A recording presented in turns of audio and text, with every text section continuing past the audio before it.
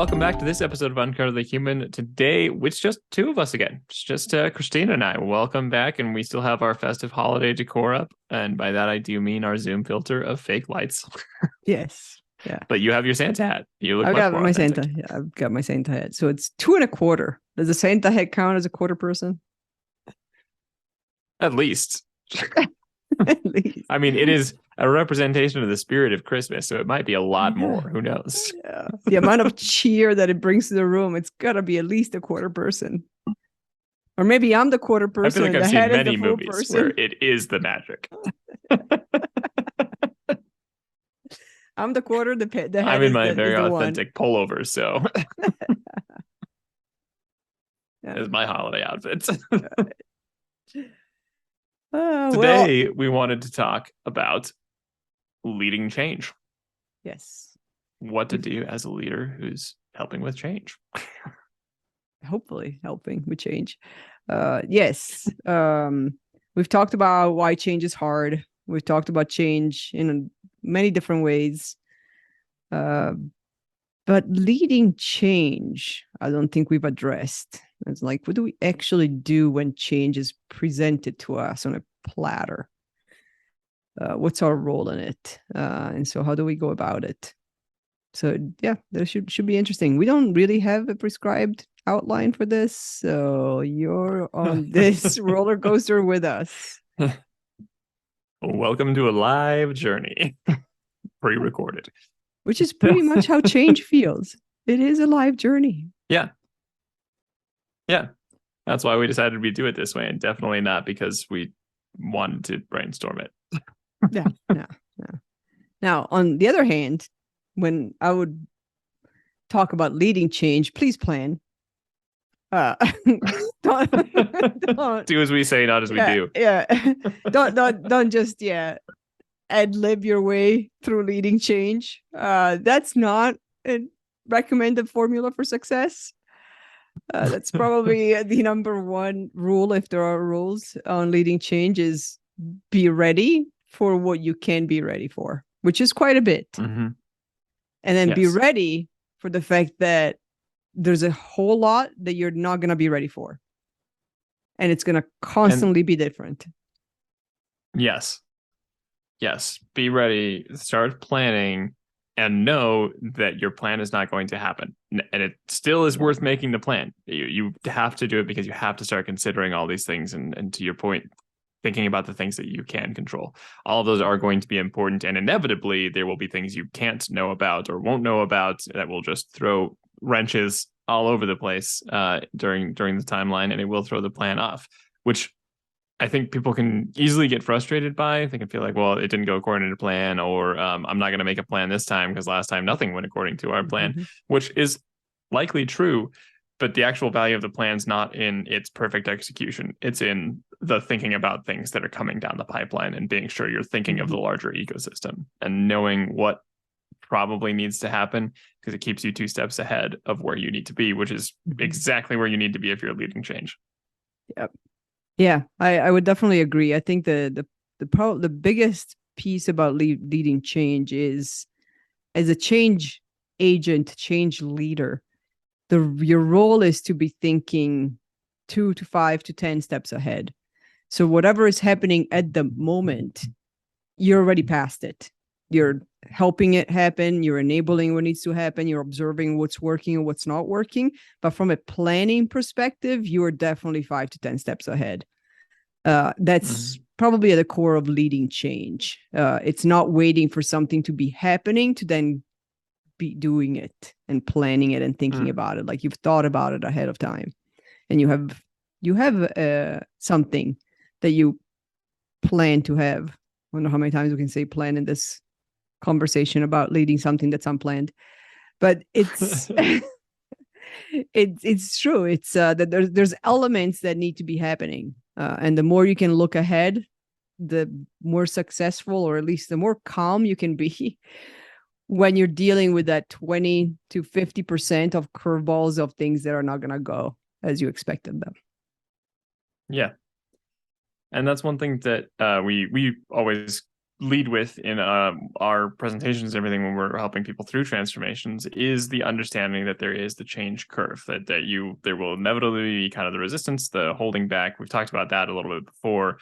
And the important thing to remember is that you will also go through it if you're the leader of a change. You will also be going through that. And so planning helps get you ahead of that a little bit, because whatever happens, you don't want to be in the middle of the change curve trying to help your team with whatever has just popped up. You want to try and be a little bit ahead of that so that you've gone through enough of the processing of that you can help and be in a good place to support the people who are now going to go through that as this new obstacle, whatever it may be, pops up.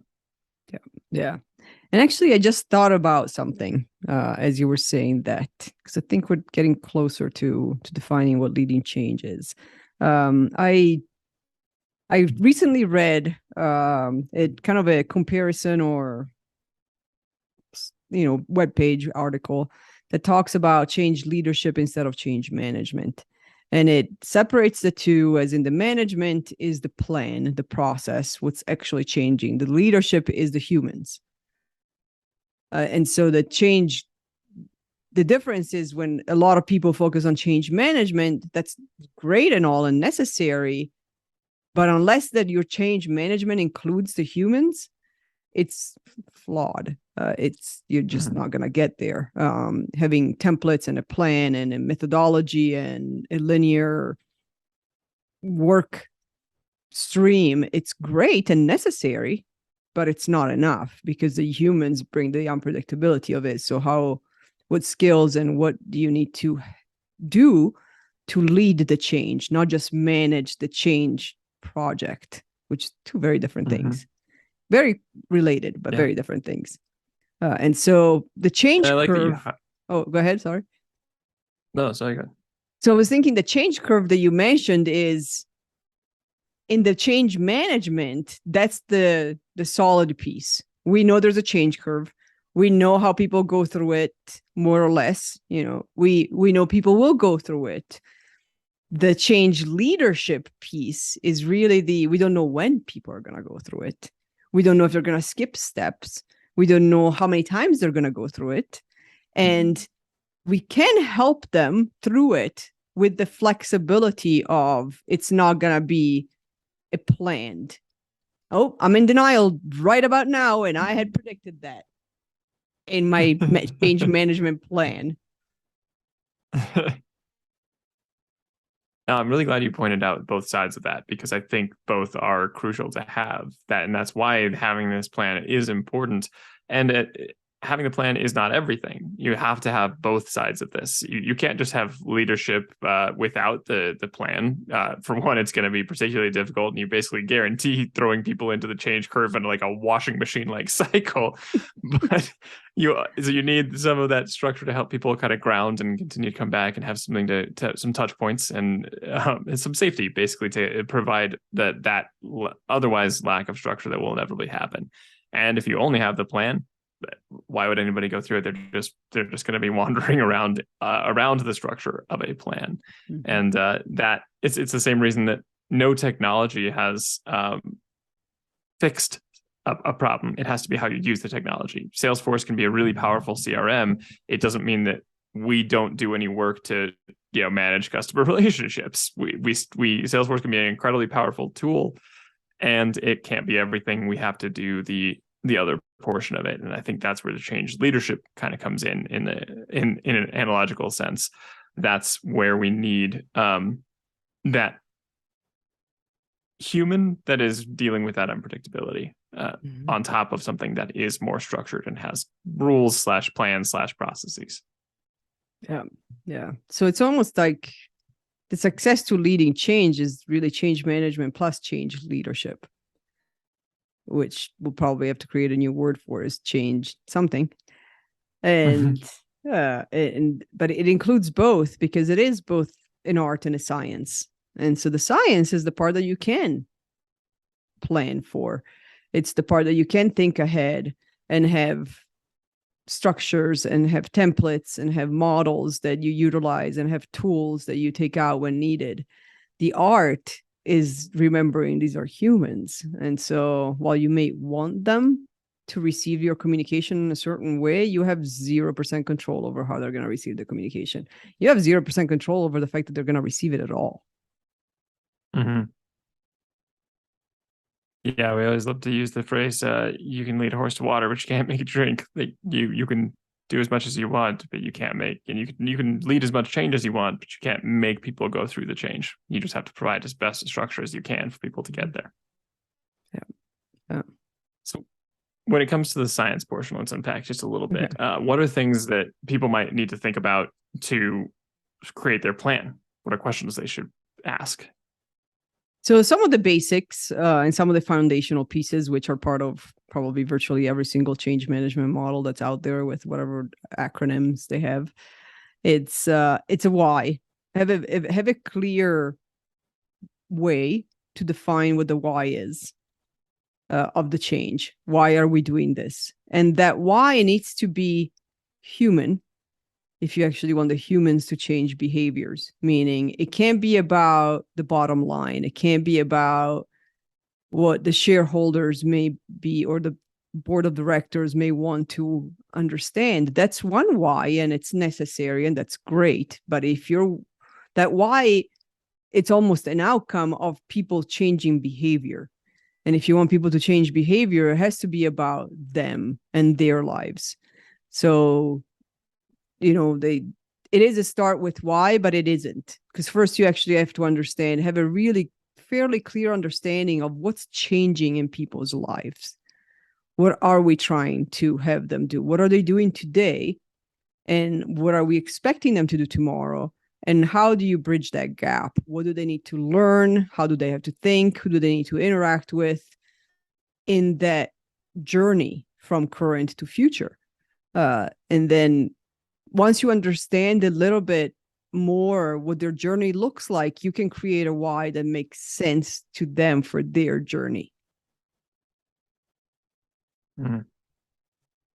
Yeah, that's really well put. I think that that human why is the thing that is the inspiring call that people can come back to when they are experiencing the resistance that will inevitably come up. When remembering that there is a reason that we're going through this, it's not just so many organizations create so many changes that people are fatigued and they're like, okay, great. So there's some new idea that's happened. They don't. There's no reason to come back. They're just tired of doing change. This having that why is incredibly important.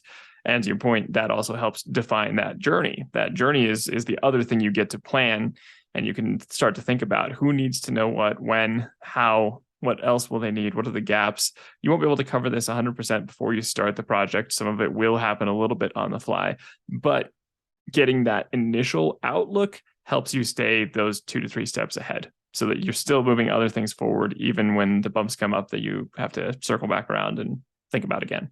Yeah.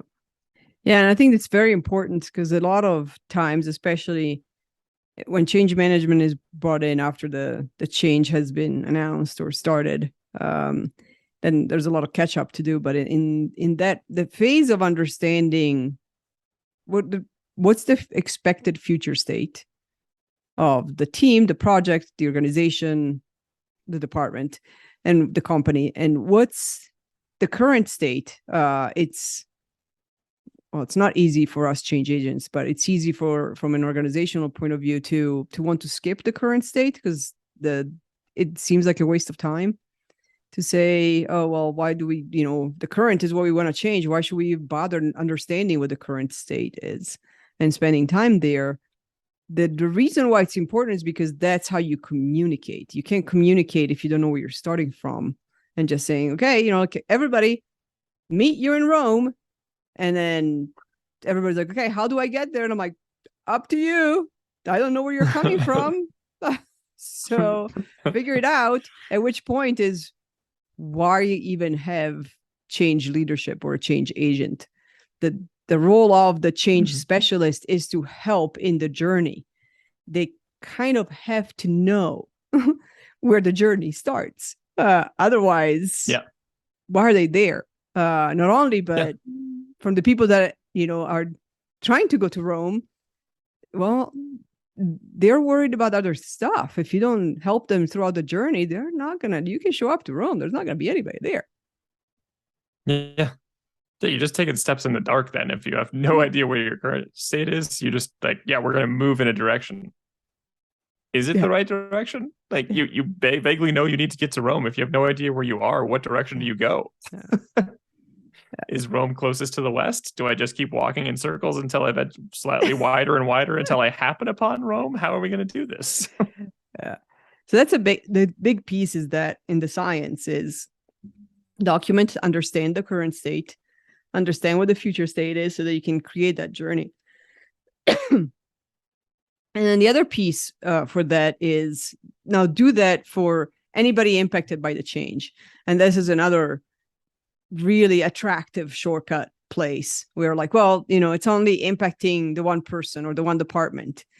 I'm like, no, it never is just impacting the one person. Just because one person or one department or one role is changing their title or their software or whatever the other change is, that doesn't mean the impact is just them. For that, the recommendation is really to look at where are all the ripple effects. This is the butterfly effect that we need to think about, which is use the 6 degrees of Kevin Bacon, use the 5 whys of a toddler, but there's a next level. There's always somebody else that's impacted, and their impact is going to be different. So understanding how the ripple effect of the changes and who's going to get impacted, why, it's also part of that science. And that's all preliminary. That's before you do anything about the change. And some will happen later on, but thinking about all this ahead of time is what's going to help you with the art. Yeah. I remember growing up, my family would talk about, my dad would talk about like cars and how people will sometimes they'll want to be like, I'm going to make the perfect car engine. It's like, but it's not about the car engine. You can make a super efficient car engine, but what are you sacrificing in the rest of the car to do that? Do you need way more space? Well, now you don't have room for a battery. Do you need, way more power? Well, now you need a bigger battery. Do you need whatever the other pieces are? When you think about an organization or a change more in terms of a full vehicle or a full system, even if you think it's just narrowly focused on one thing, that thing never exists in isolation. I mean, either you have a perfectly siloed silo, at which point that's probably just another company. I don't know how you have a perfectly siloed silo. What? How does it not be part of some other piece of the system? It might seem like there's not a ton of connective tissue there, but you still have to consider it because changing one thing inevitably changes those connectors. It definitely does. Yes. Well, I would say, if we were to establish change principles, is nothing happens in a vacuum. There's not a single thing you can do or say that happens in a vacuum. And so what's outside of the vacuum? You're going to get, if you're lucky, 80% there and 20% surprises, 60, 70.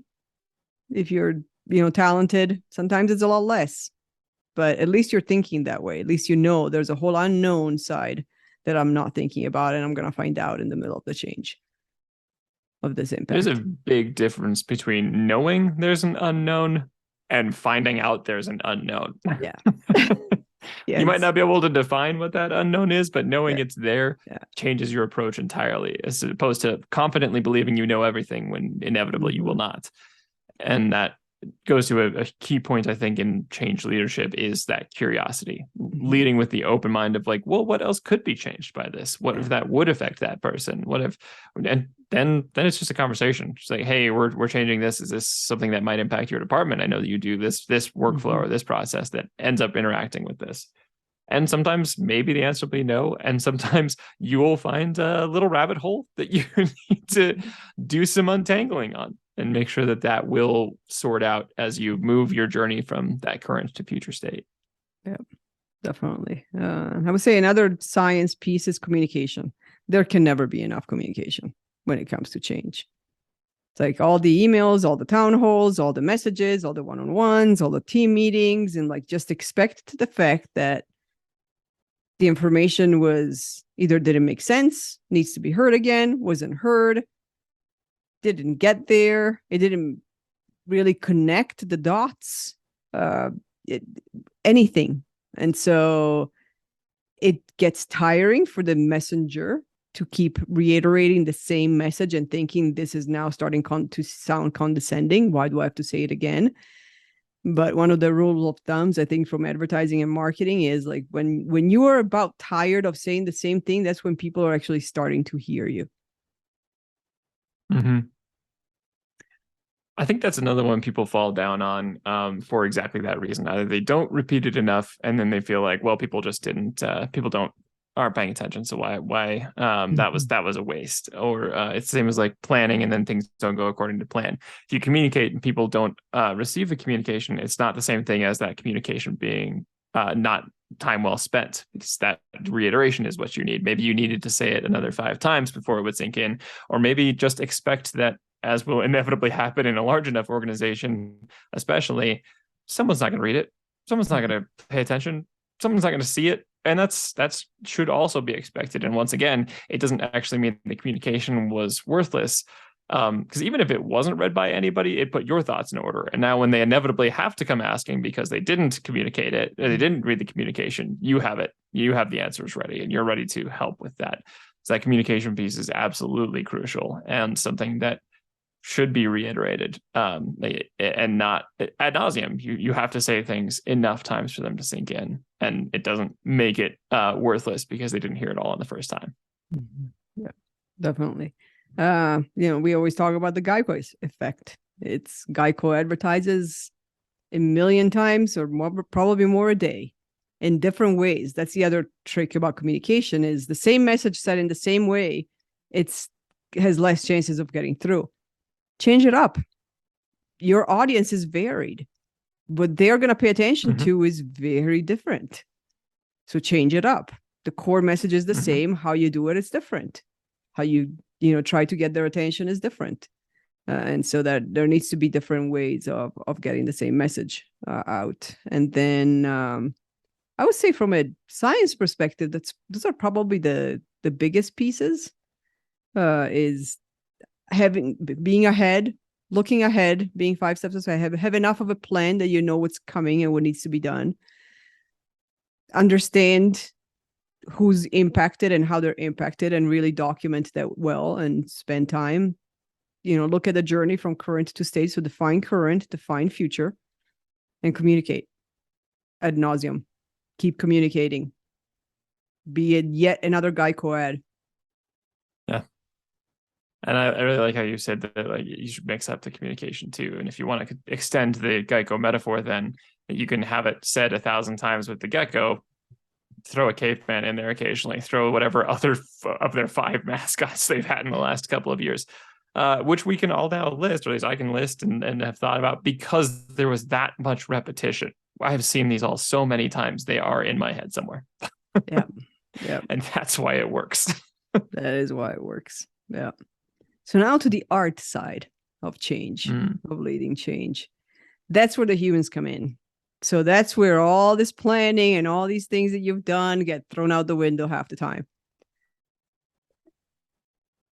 Because it's humans and they all react differently. And I would say in the art piece, the number one thing to consider is there's always a human that's going to be impacted, and you're not going to fully know how they're going to take this, what their reaction is going to be, and what that does to your project. Mm-hmm. Yes, that's one of the known unknowns. If you can know that this will happen, you can't know when, you can't know exactly what will happen, but know that that is an unknown coming your way. That's something that over the course of learning to become a coach has definitely been drilled in. It's no matter how much you think you know, no matter, like, if somebody brings you a situation and you believe you have been in that exact situation, you don't know. That is not the exact situation. That is that person going through something that sounds similar, but it is them. It is in their time. It is with their experiences. It is their backgrounds. It is all of their concerns. That is what is now impacting that situation for them. And it has nothing to do with your experience in it. And so however much you think you know, it will be foiled a little bit at the very least, usually a lot bit. Yeah, definitely. And that's where you bring in your coaching. I say probably the human side of this. This is when coaching goes in full force, because it is about leaving your agenda behind and not prioritizing your agenda in pretty much any meeting you walk in. Yes, you can come in with an agenda to move things along. What happens with that agenda, completely not up to you. So Yeah. be ready to let that go and go with where the people are, understand where they are, constantly read the energy. Just constantly read the energy. What's the energy in the room at that moment? Because that's what will establish what can be done, what can be implemented, what can be activated, what ideas need to be thought about and brainstormed. The energy will let you know what that is. Yeah. If somebody suddenly gets quiet, if somebody suddenly is upset about something, you may not know what it is. You may have a guess at what it is. Asking them is a great place to start. Listening deeply for when that energy changes. And it can be quiet. It can be somebody who hasn't spoken at all, and suddenly they get that extra level of silence where now it's not just they weren't participating. Now they won't participate. There's a sudden shut and shut off. Things like that are key to listen to. To your point, it's like coming into a meeting with an agenda. Like it could be a meeting about change. I think it happens doubly in meetings about change Mm-hmm. specifically. But for any meeting, how many times does the agenda just delivered exactly all the way through? Mm-hmm. It's very hard to do. It's very hard to land and if you do just stick it exactly according to plan, there's a good chance you missed something that changed in the room, Mm-hmm. in the reactions, in the Yeah. how people were feeling about it. You moved on with the plan that you had, which sometimes is good. Sometimes you've moved towards the thing that you need to move towards. But if you miss what people are reacting with, you've missed an opportunity. Yeah. Yeah. Yes, I would say there the connective tissue between the management and the leadership is really have a plan. Please have a plan. We cannot stress it enough. Have an agenda when you have a meeting. Do not show up to a meeting without an agenda, but be very ready to let that go. Let go of the fact that it has to happen the way you thought about it, that the agenda has to be talked about the way you thought it was going to be talked about, that the plan is going to go exactly as you have written it out, because that will never happen. This And when is it doesn't, another you plan again and you create a new agenda.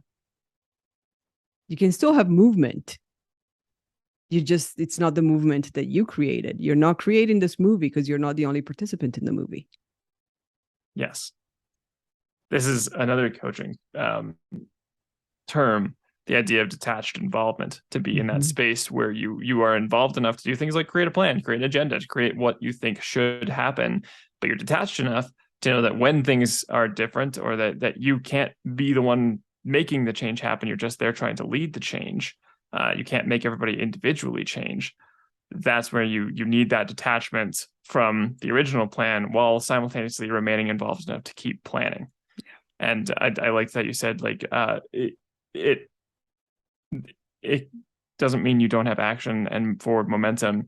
And that reminds me that you cannot confuse action with progress. Just Yes. moving is Yes. not progress. If you need to take a pause because people are like in heavy resistance, or something unknown has Mm-hmm. popped up, because it will, something unknown has popped up and it has stalled the project, don't just keep moving to move. Yeah. Sort it out and make sure you've figured out what needs to actually happen to move forward, because otherwise Mm-hmm. you're just carrying some time bomb with you of Mm-hmm. when this will inevitably come up again, or you tried to ignore it and it just that will inevitably just come knocking, like the ghost of change past. Yes. It is the ghost of change, past and present and future. The future will never get there. Soon to be future. Yes, soon to be future will never get there. It's a completely different thing in the future if you don't really let go of the ghost of change past. So yeah, that's a big part. We talked about, you mentioned, the change curve, and you talk about how that's definitely there. Everybody's gonna hit it. So know that the plan is everybody's gonna hit it. The art is recognize when they do, Mm-hmm. because they're all gonna hit it, and recognize when they do, and then have a plan for how you're going to deal with them hitting the change curve. That's the other part of the art of knowing when they hit it, and then knowing and taking your best guess, much more than Mhm. knowing, because it's not really possible to know, but taking your best guess as to how to help them through that, because everybody will hit the curve. The curve may look similarly, but it'll be for different reasons, and the actual ability to resolve that internally for them is going to look different based on the person, because we're humans, we're unique. Yeah. And not only are we unique, we're not going to hit the change curve the same way each time. Whatever we're hitting it on, and we as change leaders will hit this just as much. Whatever we are hitting it on will have a very specific flavor for that moment at that time, and who we are, and all of our baggage and experiences that we bring into that. Yeah. Yeah. And that's Actually, art as well. It's that is trying art. to manage that uniqueness.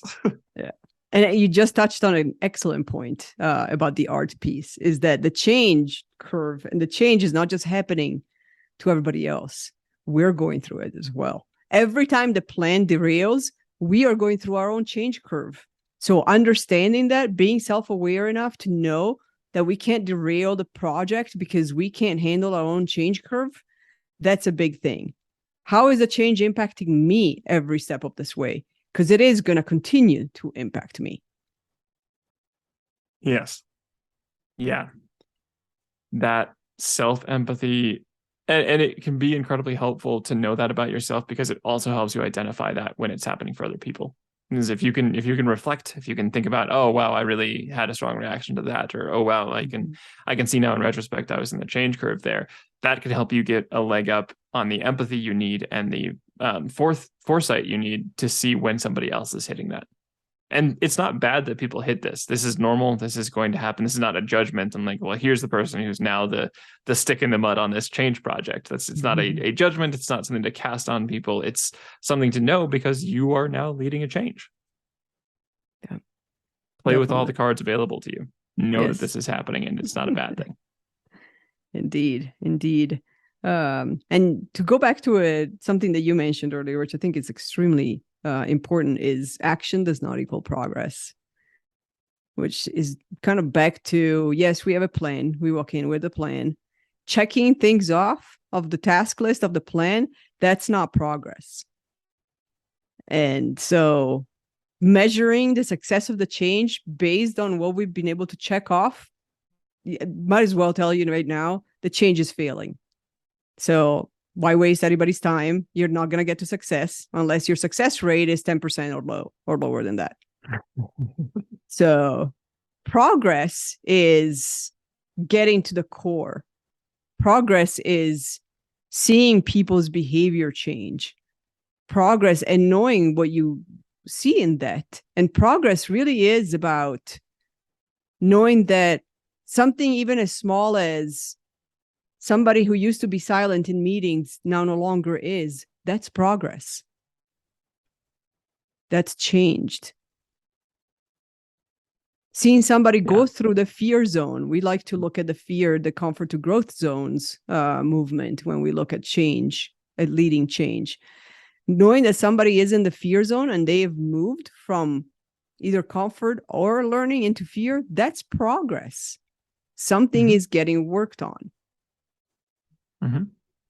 They're afraid because they're engaging. Now they have they realize what has to be changed, or they think there might have to be something to be changed, and that is a step towards that growth and learning zone that you can get into, like actually making the changes you need to make. And so even seemingly a step back, like somebody having resistance, is good. It's getting them into and engaged in the change. And if at this point you're looking at your phone or wherever you're listening to this on and saying, well, this all sounds really difficult. Yes. Welcome to the human world. Yes. This is not, it's not to make it easier. This is to make it easier, but it's not an inherently easy thing. There are simple things you can do, but they're not easy. It's simple to put together these plans. It's simple to do this. It's simple to continue to put up this plan and to continue to put up the education. And it's not easy to hold on to the basically Ted Lasso-esque believe sign that you have to hold on to occasionally to know that there's progress being made. Because otherwise you move into exactly the pitfall you're talking about, where you feel like action, we have to have action. That's the only way we have progress. If you need those tangible things and you're not paying attention to the subtle things like that person's now moving, that person's now talking, that person's now in fear. If you're not holding on to those, it's very hard to feel the progress.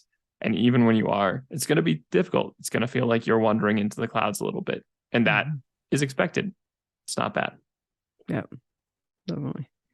I'm sure there's a million more art pieces, but I'd say those are probably the top ones that are part of the art of how to lead change. Yeah. And if you'd like to get into that art portion of it, start thinking about coaching skills. Coaching skills are really important. Listening, empathy, asking open-ended questions, validating people's experiences, making sure you are there and meeting them where they're at to help them to where they want to go. That I think is core to playing the art part of that really well. Yeah, involve detachment. That's a big one for sure. That's a big skill that can help your change. And knowing that change doesn't happen at the organizational level, it happens at the individual level, which makes it monumentally more complicated than you ever expected it to be. If you actually expected to just go from Microsoft to Gmail, it's not quite that easy. It's a little easier because, well, the Microsoft platform is going to be gone and the Gmail platform is going to be there. But you may end up seeing people throwing airplanes at each other, paper airplanes to communicate because, or, figuring out something else because they can't figure out what the calendar was and how to work the Gmail calendar, which I still haven't figured out. So hence why we're still on Microsoft. Dude, every single time I try, I don't know. Google, if you're listening, can you fix this? Because I cannot get the calendar right. I don't like. Microsoft isn't always easy on a lot of its things, but man, Outlook's great. Yes, my calendar invites work. Yes, and I don't know why I can't figure out Gmail. Maybe I just haven't done it enough. I take that back, Google. It's on me. I get it. But still, this kind of identifies the point. And I love that as an example because that seemingly there's the exact same functionality between Gmail and Outlook or Microsoft. You can send emails, you can send reminders, you can send calendar invites. And I also avoid Gmail because using the calendar, I'm not going to spend my time figuring out how to do it. And if you're guessing why that matters, it's because now I've lost productivity. My day or most of my days are now worried about the fact that I have to use a paper calendar because I can't figure out my Google Calendar. And then people are not going to know when I'm available or not. So the impact, again, think of the ripple effects. It's just a calendar, but it's never just anything. That calendar means frustration, productivity, workarounds, you name it. Problems are going to come up. And instead of actually doing my job and focusing on what I'm supposed to be, I'm focusing on hating Google Calendar. There's energy wasted. And I always like to think of it as a fluctuating threshold line of frustration, right? There are going to be meetings, like let's say you and I just swapped over to Gmail today. We now use that. At that point, because I know that it's going to take me X amount more time to figure out the calendar invites. There are going to be times where a meeting doesn't feel important enough to me to figure out how to put on the calendar, right? Whereas maybe if it was just a comfortable thing, I'd just already have it on there. And I may have estimated that correctly and it's fine. And we all just put a message in Slack that we'll meet at 12:30 and everybody just remembers that. And it works out okay. But that threshold, which is my personal threshold for what I've decided is more frustrating than the time I'm willing to invest in Gmail, ends up causing that loss, right? Because there's definitely going to be a time at which I make that assumption that this is going to be too frustrating for me to figure out. I don't need to put that on the calendar. Now people don't have that. And now there's some other turmoil that ends up falling out because of this very thin line of frustration that I personally have experienced and decided that I'm not going to move past that threshold because it's not important enough for me to go fight through. Yeah. And so if you think about that specific line for everybody, that's what you're dealing with on change. You're dealing with what could happen if you don't help people lower that threshold to where they can do the things they need to do. Yep. And if you need tips on how to resolve and transition from Microsoft Outlook to Gmail, just let us know. Have a few ideas. Yeah. On what could help. Telling people that they're intelligent enough to figure it out, not one of the success methods. just in case. Definitely not. You imagine doing that, like raising a kid or something. You're like, I'm pretty sure you'll figure out how to feed yourself. Like, okay, maybe they're not Yes. old enough yet. Maybe there's not this. What else Yeah. is at play here? Out of God. necessity. So yes. Uh, Uh, well, yeah. Good luck with leading change. it's very rewarding. It's also It is. very just a lot to consider, a lot that's challenging. But the fact that you can feel like you can help move and create change is both addictive and very rewarding to see happen. And uh, no matter how much experience you get into it, the unknown unknowns shut up or show up. The known unknowns all Yeah. show up, and they will throw the plan off. And again, doesn't make it not worth putting the plan out there. Mm-hmm. Definitely. Yep. Yeah. Call us if you have any other questions on change. Yeah, We won't know and the enjoy your answers, but change we're leadership happy to journey. talk about it. Because if there's one thing we can know now, it's that we can get to the answer. Yes. We can help you get to the answers. That's what gets easier, is Yeah. knowing it with enough experience that you can get there, even if every time it feels like I'm figuring that out and figuring out what to do to get there. And thanks for listening.